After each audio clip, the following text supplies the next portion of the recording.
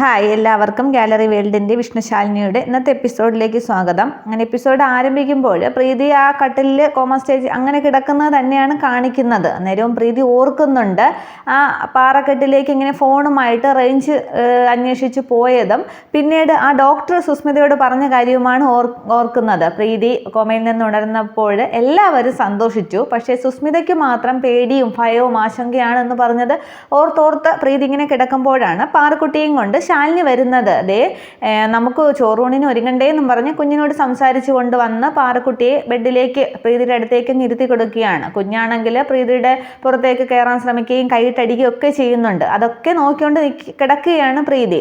തുടർന്ന് വസുമതി ആൻറ്റി ചോറൂണ് ചടങ്ങിന് മരുമകൾക്കും കൊച്ചുമകൾക്കും കൊണ്ടുവന്നതാണ്, നമുക്ക് ഏതാണെന്ന് നോക്കാമെന്നൊക്കെ പറഞ്ഞ് അതിൽ നിന്ന് ഒരു ഡ്രസ്സ് ആദ്യം ഒരു കുഞ്ഞിനുടുക്കേണ്ട ആ കുഞ്ഞ് നേരിയതെടുക്കുകയാണ്. ഇത് മോൾക്ക് ചോറൂണിനെന്ന് പറഞ്ഞിട്ട് ഇനി അമ്മയ്ക്ക് ഏതാണ് വേണ്ടത് എന്ന് പറഞ്ഞിട്ട് അതിൽ നിന്ന് ആദ്യം ഒരു സെറ്റ് സാരി എടുത്ത് പ്രീതി ഇങ്ങനെ കാണിക്കുകയാണ്. ഇത് ഇഷ്ടപ്പെട്ടോ എന്ന്. പക്ഷെ പ്രീതി ഇങ്ങനെ നോക്കിക്കൊണ്ടേ കിടക്കുന്നതേ ഉള്ളൂ. രണ്ടാമത് വേറൊരു കളർ സാരി എടുത്തിട്ട് ഇത് ഇഷ്ടപ്പെട്ടോ എന്ന് ചോദിക്കുകയാണ്. അന്നേരവും പ്രീതി ഒന്നും മിണ്ടുന്നില്ല. പ്രീതി ഇങ്ങനെ ശാലിനിയെ തന്നെ നോക്കി കിടക്കുകയാണ്. അന്നേരം ശാലിനി ഓർക്കുന്നുണ്ട് ഡോക്ടർ പറഞ്ഞത് പ്രീതിക്ക് കണ്ണുകളൊക്കെ ചലിപ്പിക്കാം, സംസാരിക്കാം, തലയനയ്ക്ക് ചുറ്റുമൊക്കെ നോക്കാം, പക്ഷേ കഴുത്തിന് താഴോട്ട് ചലനമറ്റ് തന്നെയാണെന്ന് പറഞ്ഞത് ഓർക്കുമ്പോൾ ചെറുതായിട്ട് ശാലിനിക്ക് വിഷമവുകയാണ്. എന്നിട്ട് ഇത് തന്നെ പോരെ, ഇത് മതിയല്ലോ എന്ന് പറഞ്ഞിട്ട് ഇത് നമുക്ക് കൊടുക്കാം, ഇനി നമുക്ക് അമ്മയെ അണിയിച്ചൊരുക്കാമെന്നും പറഞ്ഞ് കുഞ്ഞിനെ അങ്ങ് എടുക്കുകയാണ്. പ്രീതിയുടെ വിഷമം മാറ്റി സന്തോഷം വരുത്താനുള്ള ശ്രമമാണ് അവിടെ ശാലിനിക്ക്. തുടർന്ന് പ്രീതിയെ ഒരുക്കി സുന്ദരിയായിട്ട് ഇങ്ങനെ വീൽ ചെയറിൽ തള്ളിക്കൊണ്ട് വരികയാണ് ശാലിനി. അന്നേരം പ്രീതിയെ കണ്ടപ്പോൾ മാലതി പറയുന്നുണ്ട്, കണ്ടാൽ ഒരു അസുഖമുള്ള കുട്ടിയാണെന്ന് പറയില്ല, കത്തിച്ച നിലവിളക്ക് പോലെയുണ്ട് എന്നൊക്കെയും പറയുമ്പോൾ ഫാമയ്ക്ക് അത് ഇഷ്ടപ്പെടുന്നില്ല. അന്നേരം ഫാമ പറയുകയാണ് അവൾക്ക് കഴുത്തിന് താഴോട്ട് ചലനശേഷി ഇല്ല എന്ന്. അന്നേരം അത് തന്നെയാണ് ഞാൻ പറഞ്ഞത്, ഈ വീൽ ചെയറും കൂടി ഇല്ലായിരുന്നെങ്കിൽ ഒരു കുഴപ്പവുമില്ല, പണ്ടത്തെ പ്രീതിയെ പോലെ ഉണ്ട് എന്നൊക്കെ പറയുമ്പോൾ സത്യഭാമയ്ക്ക് ഇഷ്ടപ്പെടുന്നില്ല. മോളെ കുറ്റമുണ്ടായിട്ടും അങ്ങനെ പറയുന്നതിനോട്. അന്നേരം നമുക്ക് വേറെ എന്തെങ്കിലും സംസാരിക്കാൻ മാലതി എന്ന് പറയുമ്പോൾ ഭാമയെന്ന് വിളിച്ചിട്ട് രാഘവൻ നായർ പറയുകയാണ്, ഭാമ നീ എന്തിനാ അസ്വസ്ഥയാകുന്നത്, മനുഷ്യരുടെ രീതി അങ്ങനെയാണ്, മനുഷ്യരുടെ കുറ്റങ്ങൾ കണ്ടുപിടിക്കാനേ മറ്റു മനുഷ്യർ വിചാരിക്കുകയുള്ളൂ. മാലതി മാത്രമല്ല, വേറെ എല്ലാവരും ഓരോന്ന് പറഞ്ഞുകൊണ്ടിരിക്കും. പക്ഷേ നമുക്ക് ഇത്രയുമെങ്കിലും ആയല്ലോ എന്ന് കരുതി നമ്മുടെ ഉള്ളത് നോക്കി നമുക്ക് ആശ്വസിച്ചാൽ നമുക്ക് സന്തോഷമേ തോന്നുള്ളൂ. ഇന്നലെ വരെയുള്ള പ്രീതി അല്ലല്ലോ ഇന്നുള്ളത്, അല്ലേ മോളെയും ചോദിക്കുമ്പോൾ അതേ അച്ഛാന്ന് പറഞ്ഞ് ചിരിക്കുകയാണ് പ്രീതി. അന്നേരം തുടർന്ന് പ്രീതി അവിടെ ഒരു നന്ദി പറച്ചിലാണ് എല്ലാവരോടുമായിട്ട് പറയുന്നത്. ഞാൻ കോമയിൽ കിടന്നപ്പോൾ 3-4 മാസം മുന്നേ ഞാനങ്ങ് കിടപ്പിലായിരുന്നു, ഒരു ശവം പോലെ. വിചാരങ്ങൾ ഉണ്ടായിരുന്നിരിക്കാം, പക്ഷെ നിങ്ങളെ കാണാനോ നിങ്ങൾ പറയുന്നത് കേൾക്കാനോ ഒന്നും എനിക്ക് പറ്റുമായിരുന്നില്ല, തിരിച്ച് പ്രതികരിക്കാനൊന്നും പറ്റുമായിരുന്നില്ല. പക്ഷെ നിങ്ങൾ ആരും എന്നെ കൈവിട്ടില്ല, എനിക്ക് വേണ്ടി പ്രാർത്ഥിച്ചു, വഴിപാടുകൾ ചെയ്തു. ഇതൊക്കെ ഞാൻ ജീവിച്ചിരുന്നപ്പോൾ ചെയ്ത നല്ല കാര്യങ്ങൾ ഉണ്ടാകാം. മുൻ ജന്മത്തിൽ ചെയ്ത സുഹൃതം കൊണ്ട് പിന്നീട് മനുഷ്യനായി പിറക്കുമെന്ന് പറഞ്ഞില്ലേ, അതുപോലെ ഒരു ജന്മമാണ് ഇപ്പോൾ എനിക്ക് കിട്ടിയിരിക്കുന്നത്. എൻ്റെ അർജുനേട്ടൻ്റെ കൂടെയുള്ള ഒരു ജീവിതം. അതിന് വേണ്ടിയിട്ട് ഏത് സ്വർഗത്തെയും ഞാൻ തള്ളിപ്പറയും. പിന്നെ എൻ്റെ വാവ, അച്ഛൻ, അമ്മ, വസുമതി അമ്മ, എല്ലാവരെയും പേരെടുത്ത് പിന്നെ പ്രീതി സംസാരിക്കുകയാണ്. അന്നേരം പ്രീതി ശബ്ദമൊക്കെ ഇടറിയാണ് പറയുന്നത്. തനിക്ക് വേണ്ടി പ്രാർത്ഥിച്ചതും ഓരോ കാര്യങ്ങൾ ചെയ്തു തന്നതും ചികിത്സ നിർദ്ദേശിച്ചതുമായ എല്ലാവരോടും പറയുന്നുണ്ട്. തുടർന്ന് പറയുകയാണ്, ഞാൻ അറിയാതെ ആണെങ്കിലും ഏറ്റവും കൂടുതൽ പാപം ചെയ്തത് എൻ്റെ വാവയോടാണ്. പക്ഷേ അവൾ അത് അറിഞ്ഞില്ല. അതിന് ഞാൻ നന്ദി ഏറ്റവും കൂടുതൽ കടപ്പെട്ടിരിക്കുന്നത് എൻ്റെ വിഷ്ണുവേട്ടനോടും ശാലിനിയോടുമാണ്. അതിനൊക്കെ അവരോട് എനിക്കും നിങ്ങളോടുമൊക്കെ കൈകൂപ്പി തൊഴണമെന്നുണ്ട്. പക്ഷെ നിവർത്തിയില്ല, താഴോട്ട് എനിക്ക് ചലനശേഷി ഇല്ലല്ലോ എന്ന് പറയുമ്പോൾ പ്രീതിയുടെ കണ്ണൊക്കെ നിറയുകയാണ്. അന്നേരം പ്രീതിയിൽ ഇങ്ങനെ സങ്കടത്തോടെ അർജുൻ വിളിക്കുന്നുണ്ട്. അന്നേരം പ്രീതി പറയുകയാണ്, അർജുനേട്ടൻ വിഷമിക്കേണ്ട, ഭ്രാന്തൊന്നുമല്ല, മനസ്സിൻ്റെ സന്തോഷം കൊണ്ടാണ് എനിക്കിപ്പോൾ സംസാരിക്കുകയും നിങ്ങളോട് പറയുന്ന കേൾക്കുകയും തിരിച്ച് പ്രതികരിക്കുകയും കരയാനും ചിരിക്കാനും ഒക്കെ കഴിയുമല്ലോ, ആ ഒരു സന്തോഷത്തിലാണ് എന്ന് പറയുമ്പോൾ സത്യഭാമയ്ക്കും രാഘവൻ നായർക്കും ഒക്കെ സന്തോഷം തന്നെയാണ്. എന്നാലും ഒരു സങ്കടമുണ്ട്. പ്രീതിക്ക് ബാക്കി കൂടി ശരിയാകണം എന്നുള്ള ഒരു ആഗ്രഹം അവിടെ എല്ലാവർക്കും ഉണ്ട്. പക്ഷേ ഇതെല്ലാം കേട്ടിട്ട് അന്ന് എനിക്ക് ഓർമ്മയൊന്നും ഇല്ലായിരുന്നു, ഇപ്പോഴും കുറച്ചൊക്കെ ഓർമ്മയുള്ളൂ എന്നൊക്കെ പ്രീതി പറയുമ്പോൾ അത്രയും ആശ്വാസം എന്നൊക്കെ പറഞ്ഞ് സുസ്മിത അങ്ങ് ആശ്വസിക്കപ്പെടുന്നുണ്ട്. പക്ഷെ അന്നേരവും സുസ്മിത അങ്ങ് ആകെ വെപ്രാളവും വെള്ളിയിലും ഒക്കെയാണ് നിൽക്കുന്നത്. പ്രീതിക്ക് ഇനിയും ഓർമ്മ വരാമെന്നാണല്ലോ അവിടെ ഡോക്ടർ പറഞ്ഞിരിക്കുന്നത്.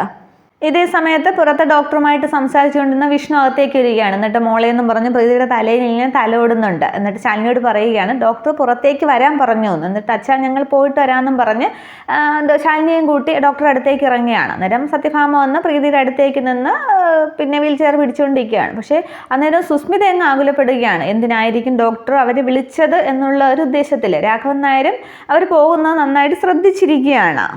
തുടർന്ന് സുസ്മിത അങ്ങ് ചിന്തിക്കുകയാണ്, അവളുടെ ഒരു ഫിലോസഫി, വെട്ടിയിട്ട വാഴത്തണ്ട് പോലെ ശവമായിട്ട് അവൾ അവിടെ കിടന്നാൽ മതിയായിരുന്നു, എങ്കിൽ ഈ തള്ളു സഹിക്കേണ്ടി വരില്ലല്ലോ എന്നും പറഞ്ഞ് സുസ്മിത അങ്ങോട്ടും ഇങ്ങോട്ടും കണ്ണൊക്കെ ഇങ്ങനെ ഓടിച്ച് അങ്ങ് ആകെ ചിന്തിച്ചുകൊണ്ടിരിക്കുമ്പോൾ വസുമതിയാണെങ്കിൽ സുസ്മിതയെ തന്നെ ശ്രദ്ധിക്കുകയാണ്. എന്താടി ഒരു ആലോചന, ഗാഢമായ ഒരു ആലോചന എന്നിങ്ങനെ ചോദിക്കുമ്പോൾ ഒന്നുമില്ലാന്ന് ഇങ്ങനെ സുസ്മിത പെട്ടെന്ന് പറയുകയാണ്. തുടർന്ന് വസുമതിയാണെങ്കിൽ സുസ്മിത ഇങ്ങോട്ട് പിടിച്ച് വലിച്ച് പ്രീതിയുടെ മുന്നോട്ട് നിർത്തുകയാണ്. ഇങ്ങോട്ട് നീങ്ങി നിൽക്കടി എന്നും പറഞ്ഞു. അന്നേരം എന്താ നിങ്ങൾക്ക് എന്താന്നൊക്കെ ചോദിക്കുമ്പോൾ ഡോക്ടർ പറഞ്ഞത് ഓർമ്മയില്ലേ, നീ എപ്പോഴും പ്രീതിയുടെ കൺവെട്ടത്തുണ്ടാകണം, എങ്കിലേ പ്രീതിക്ക് ആ കാര്യങ്ങളൊക്കെ സംഭവങ്ങളൊക്കെ ഓർമ്മയുണ്ടാകൂ എന്നിങ്ങനെ പറഞ്ഞ് നിർബന്ധപൂർവ്വം പ്രീതിയുടെ മുന്നിലേക്ക് വസുമതി സുസ്മിതയെ നിർത്തുകയാണ്. അന്നേരം രാഘവൻ നായർ അങ്ങനെ ചെയ്യണം എന്നുള്ള രീതിയിൽ തന്നെ ഇരിക്കുകയാണ്. ഭാമയ്ക്കും അർജുനും ഒക്കെ വസുമതി ചെയ്തതിനോട് പിന്നെ അനുകൂലമായിട്ട് തന്നെ നിൽക്കുകയാണ്.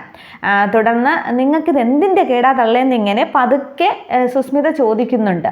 അന്നേരം പിന്നെ വസുമതി പറയുകയാണ്, നിനക്ക് ഇത് ചോറൂണ് ചടങ്ങാണ്, നൂലുകെട്ട് ചടങ്ങ് നിനക്ക് ഓർമ്മയില്ലേന്ന് ചോദിക്കുകയാണ്. അന്നേരം ആ സംഭവം ഓർക്കുന്നുണ്ട്. വസുമതി എന്ന് സരിത്തുമ്പൊക്കെ തലയിലൂടെ ഇട്ടിട്ട് കുഞ്ഞിനെ കാണാനായിട്ട് രഹസ്യമായിട്ട് വന്നപ്പോൾ നാടോടി സ്ത്രീ കുഞ്ഞിനെ തട്ടിക്കൊണ്ടു പോകുന്നു എന്നും പറഞ്ഞ് സുസ്മിത ബഹളം ഉണ്ടാക്കിയതും പിന്നീട് വിഷ്ണുവും അർജുനും കൂടി ചേർന്ന് വസുമതിയെ പിടിച്ചതും മുഖം മാറ്റിയപ്പോൾ വസുമതിയാണെന്ന് അറിഞ്ഞതും അവിടെ ചെറിയൊരു അപമാനം വസുമതിക്ക് ആദ്യം ഉണ്ടായല്ലോ. അന്നേരം പക വീട്ടുകയാണല്ലേ, എനിക്കും ചാൻസ് വരും എന്നിങ്ങനെ സുസ്മിത പതിയെ പറയുമ്പോൾ ഇല്ലടി, നിനക്കൊരിക്കലും ചാൻസ് വരാൻ പോണില്ല, അതിൻ്റെ പിന്നെ അതായിട്ടാണ് മുന്നോടിയായിട്ടാണ് പ്രീതിക്ക് ബോധം വന്നത് എന്നിങ്ങനെ പറയുമ്പോഴും പ്രീതി സുസ്മിതയെ തന്നെ നോക്കിക്കൊണ്ട് നിൽക്കുകയാണ്. പക്ഷെ പ്രീതിക്ക് അപ്പോഴും പ്രീതിയുടെ മനസ്സിലൂടെ ഓർമ്മ വരുന്നത് പ്രീതി ആ റേഞ്ച് തേടി ആ പാറപ്പുറത്തേക്ക് പോയത് വരെ പ്രീതിക്ക് ഓർത്തെടുക്കാനായിട്ട് സാധിക്കുന്നു. പക്ഷെ പ്രീതി കണ്ണൊക്കെ അടച്ച് ഒന്നുകൂടെയൊക്കെ ശ്രമിക്കുന്നുണ്ട്, പക്ഷെ സാധിക്കുന്നില്ല. പക്ഷെ പ്രീതി ഇങ്ങനെ ഓരോ നോട്ടം സുസ്മിതയെ നോക്കുമ്പോഴും സുസ്മിത അങ്ങ് പേടിച്ചാണ് നിൽക്കുന്നത്. ഉമിനീരൊക്കെ കുടിച്ചുറങ്ങി അങ്ങോട്ടും ഇങ്ങോട്ടും ഒക്കെ പ്രീതിക്ക് മുഖം കൊടുക്കാത്ത രീതിയിലാണ് സുസ്മിത നിൽക്കുന്നത്. ഇതേസമയം പുറത്ത് മുറ്റത്ത് നിന്ന് ഡോക്ടർ വിഷ്ണുവിനോടും ശാലിനിയോടും സംസാരിക്കുകയാണ്. പ്രീതി എഴുന്നേൽക്കാനുണ്ടായ സാഹചര്യങ്ങളെക്കുറിച്ചും ചികിത്സകളെക്കുറിച്ചുമാണ് ഡോക്ടർ സംസാരിക്കുന്നത്. പ്രീതിക്ക് ഇപ്പോൾ നിങ്ങളെപ്പോലെ സംസാരിക്കാൻ കഴിയും, കഴുത്ത് തിരിക്കാം, കരയാം, ചിരിക്കാം ഒക്കെ പറ്റും. പക്ഷേ കഴുത്തിന് താഴോട്ട് വീണ്ടും നിശ്ചലമായ അവസ്ഥ തന്നെയാണ്. ആ കുട്ടിയെ ഒരു കസേരയിലോ വീൽ ചെയറിലോ ഇരുത്തിയാൽ യാതൊരു കുഴപ്പവും ഉള്ളതായിട്ട് തോന്നില്ല. പക്ഷേ അവൾ ഇപ്പോഴും നിശ്ചലമായിട്ടിരിക്കുന്നു. ആ അവസ്ഥ കൂടി നമുക്ക് മാറ്റിയെടുക്കണ്ടേന്ന് ചോദിക്കുമ്പോൾ അത് കഴിയുമോ ഡോക്ടർ എന്നിങ്ങനെ വിഷ്ണു സന്ദേഹത്തോടു കൂടി ചോദിക്കുകയാണ്. അന്നേരം അത് കഴിയില്ലെങ്കിൽ പിന്നെ ഞാൻ ഇങ്ങനെ ഒരു കേസിൽ ഇടപെടേണ്ട ആവശ്യമില്ലല്ലോ. ഇപ്പം തന്നെ സംഭവിച്ചത് ആധുനിക പിന്നെ ചികിത്സാ രീതിയിൽ പറഞ്ഞ ഒരു മിറാക്കിൾ എന്നൊക്കെ പറയാം. ആ ഒരു സംഭവത്തിന് വിഷ്ണുവിൻ്റെയും ശാലിനിയുടെയും രാഘവൻ നായരുടെയും ഒക്കെ രാഘവൻ സാറിൻ്റെയും ഒക്കെ പങ്ക് വലുത് തന്നെയാണ്. പക്ഷേ ഒരുപക്ഷെ സുസ്മിതയുടെ വരെ പങ്ക് വലുതാണ് എന്ന് പറയുമ്പോൾ വിഷ്ണു ഇങ്ങനെ നോക്കുന്നുണ്ട്. തുടർന്നും ഡോക്ടർ പറയുകയാണ്, പ്രീതി നമുക്ക് പഴയ പോലെ ആക്കിയെടുക്കണം, അതിന് നിങ്ങളുടെയൊക്കെ സഹായം വേണം. ഇപ്പോൾ മനസ്സ് എന്ന് പറയുന്നത് എവിടെയാണെന്ന് നിങ്ങൾക്കറിയാമോ? മനുഷ്യ ശരീരത്തിനകത്തല്ല, പുറത്തുമുണ്ട്. ഒരുപക്ഷെ ഉപബോധ മനസ്സ്, നിങ്ങളുടെ ഭാഷയിൽ ആത്മാവ് എന്നൊക്കെ പറയാം. നമ്മൾ ഉള്ളിൽ ചെയ്യുന്നതൊക്കെ ഈ മനസ്സ് കാണുന്നുണ്ട്. സുസ്മിത ഒരുപക്ഷെ പ്രീതിയെ ഒരുപാട് തവണ വെല്ലുവിളിച്ചിട്ടൊക്കെ ഉണ്ടല്ലോ. ആ ഒരു വെല്ലുവിളിയൊക്കെ ഏറ്റെടുത്തത് കൊണ്ടാവാം ചിലപ്പോൾ പിന്നെ പ്രീതി ഇങ്ങനെ പെട്ടെന്ന് ഉണരാനുണ്ടായ സാഹചര്യം എന്ന് പറഞ്ഞിട്ട് ആ ഒരു സീൻ കാണിക്കുന്നുണ്ട്. പല രാത്രികളിലും സുസ്മിത ഇങ്ങനെ വന്ന് പ്രീതിയോട് സംസാരിക്കുമായിരുന്നല്ലോ, കൊല്ലുമെന്നൊക്കെ പറഞ്ഞ് ഭീഷണിപ്പെടുത്തുന്നതും. ഒരിക്കൽ വന്ന് ഇങ്ങനെ ഒരുപാട് തവണ സംസാരിച്ച ശേഷം ഷീറ്റ് അങ്ങ് പ്രീതിയുടെ തല വഴി ഇങ്ങനെ മൂടുന്നുണ്ടല്ലോ. എന്നിട്ട് കുറേ നേരം കഴിഞ്ഞ് അതിങ്ങനെ മാറ്റിയെടുക്കുന്നുണ്ട്. അതൊക്കെ പ്രീതിയുടെ വേറൊരു പ്രതിബിംബം പോലെ പുറത്തുനിന്ന് വാതിൽക്കൽ നിന്ന് ഇതെല്ലാം കാണുന്നതായിട്ട്, അതായത് പ്രീതിയുടെ മനസ്സായിട്ടാണ് അവിടെ പറയുന്നത്. അപ്പോൾ ഉപബോധ മനസ്സ് ഇതെല്ലാം കാണുന്നുണ്ട്. ആ സുസ്മിതയുടെ വെല്ലുവിളി കൊണ്ടതുകൊണ്ടാകാം ഇങ്ങനെ പെട്ടെന്ന് ഉണർന്നത്. ഇനിയും പ്രീതിയെ നമുക്ക് പഴയപടിയാക്കി എടുക്കാം, എല്ലാവരുടെയും സഹായം വേണം എന്നൊക്കെയാണ് പറയുന്നത്. പക്ഷേ ഇത് നിങ്ങൾക്ക് ഇപ്പോൾ ഒരു മിറാക്കിൾ പോലെയൊക്കെ തോന്നാം, പക്ഷേ എനിക്കിത് മിറാക്കിൾ ഒന്നുമല്ല.